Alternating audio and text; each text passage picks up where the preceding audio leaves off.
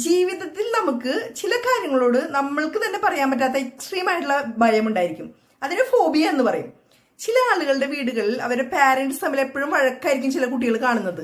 അതുപോലെ തന്നെ അവരുടെ ചുറ്റുപാടും നല്ല ഫാമിലി റിലേഷൻഷിപ്പ് അല്ലെങ്കിൽ ഒരു ഹസ്ബൻഡ് വൈഫ് റിലേഷൻഷിപ്പോ അല്ലെങ്കിൽ ലോങ് ടൈം റിലേഷൻഷിപ്പ് അവർ കണ്ടിട്ടുണ്ടായിരിക്കില്ല.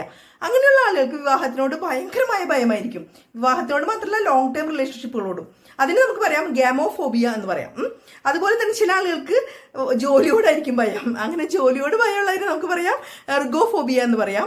ചില ആളുകൾക്ക് ഭയം പൂവിനോടായിരിക്കും, അതാണ് ആന്തോഫോബിയ. അതുപോലെ ചില ആളുകൾക്ക് പ്രേതത്തിനോടായിരിക്കും പേടി, അതെനിക്കുണ്ട് കേട്ടോ, അതാണ് ഫാർമോഫോബിയ. ചില ആളുകൾക്ക് ഇരുട്ടിനോടായിരിക്കും ഭയം, അതാണ് നിക്റ്റോഫോബിയ. ചിലർക്ക് വെള്ളത്തിനോടായിരിക്കും പേടി, ഹൈഡ്രോഫോബിയ.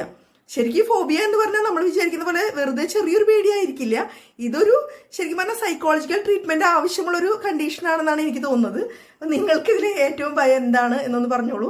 എനിക്ക് ഇരുട്ടിനെ പേടിയാണ്, പ്രേതത്തിന് പേടിയാണ്. കാരണം ഞങ്ങളുടെ ജനറേഷനിലൊക്കെ ഇങ്ങനെയുള്ള കുറേ പ്രേതകഥകൾ കേട്ടാണ് ഞങ്ങൾ വളർന്നിരിക്കുന്നത്. അപ്പോൾ നമുക്ക് അടുത്ത വീഡിയോയിൽ കാണാം.